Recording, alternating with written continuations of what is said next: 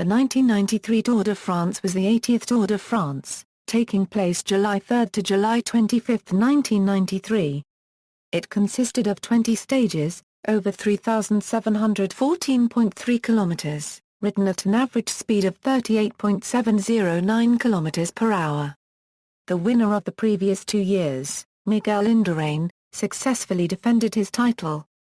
The points classification was won by Djamolidine Abdoujaparov, while the mountains classification was won by Tony Rominger.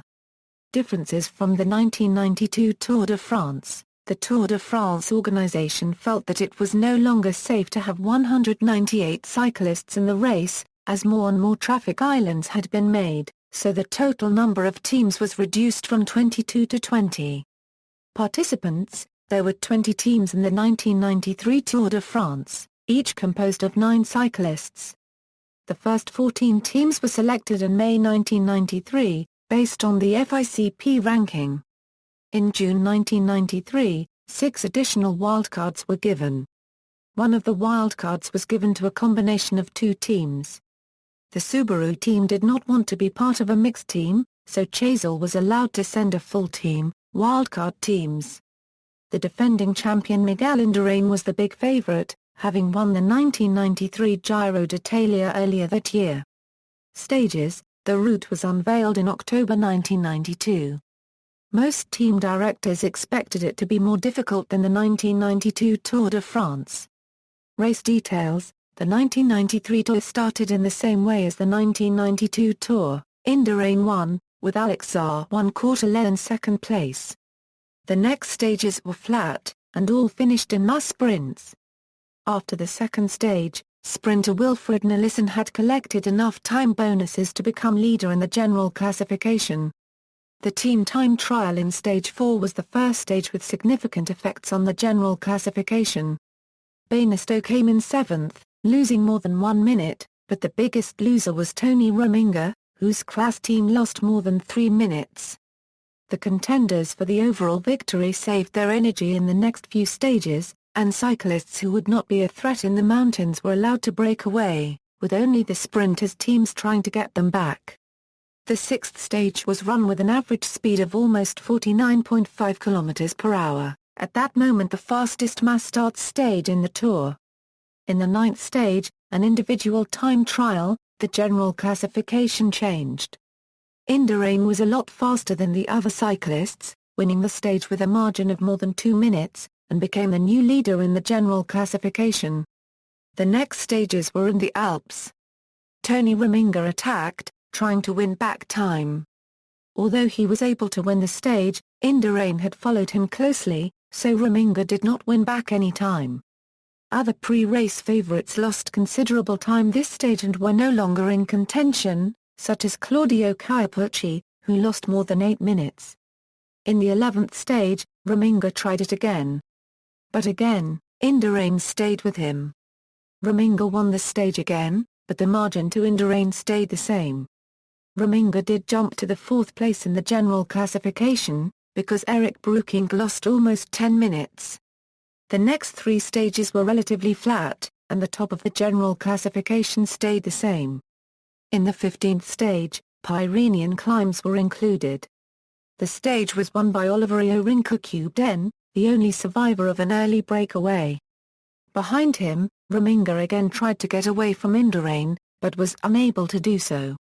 In the 16th stage, again in the Pyrenea Copyright S, Rominger was finally able to get away from Indurain, but the margin was only 3 seconds. The 17th stage was the last stage with serious climbs, so the last realistic opportunity to win back time on Indurain, but this did not happen, so it seemed certain that Indurain would become the winner. The rest of the podium was determined in the individual time trial in stage 19. It was won by Rominger, with Indurain in second place. Rominger thus climbed to the second place in the general classification.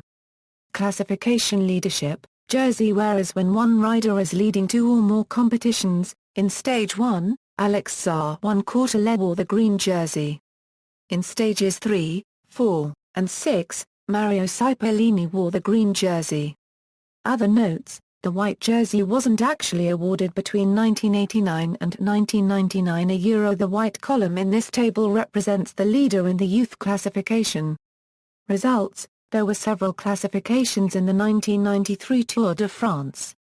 The most important was the general classification, calculated by adding each cyclist's finishing times on each stage. The cyclist with the least accumulated time was the race leader, identified by the yellow jersey. The winner of this classification is considered the winner of the Tour. Additionally, there was a points classification, which awarded a green jersey. In the points classification, cyclists got points for finishing among the best in a stage finish, or in intermediate sprints. The cyclist with the most points lead the classification, and was identified with a green jersey. There was also a mountains classification. The organization had categorized some climbs as either or kata copyright guri, first, second, third, or fourth category. Points for this classification were won by the first cyclists that reached the top of these climbs first, with more points available for the higher categorized climbs. The cyclist with the most points lead the classification, and was identified with a polka dot jersey. The fourth individual classification was the young rider classification, which was not marked by a jersey.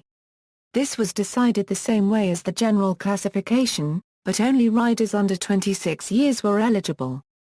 For the team classification, the times of the best 3 cyclists per team on each stage were added.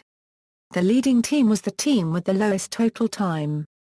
For the combativity classification, a jury gave points after each stage to the cyclists they considered most combative. The cyclist with the most votes in all stages lead the classification. General classification combativity classification other classifications The Fair Play Award was given to Gianni Bugno. References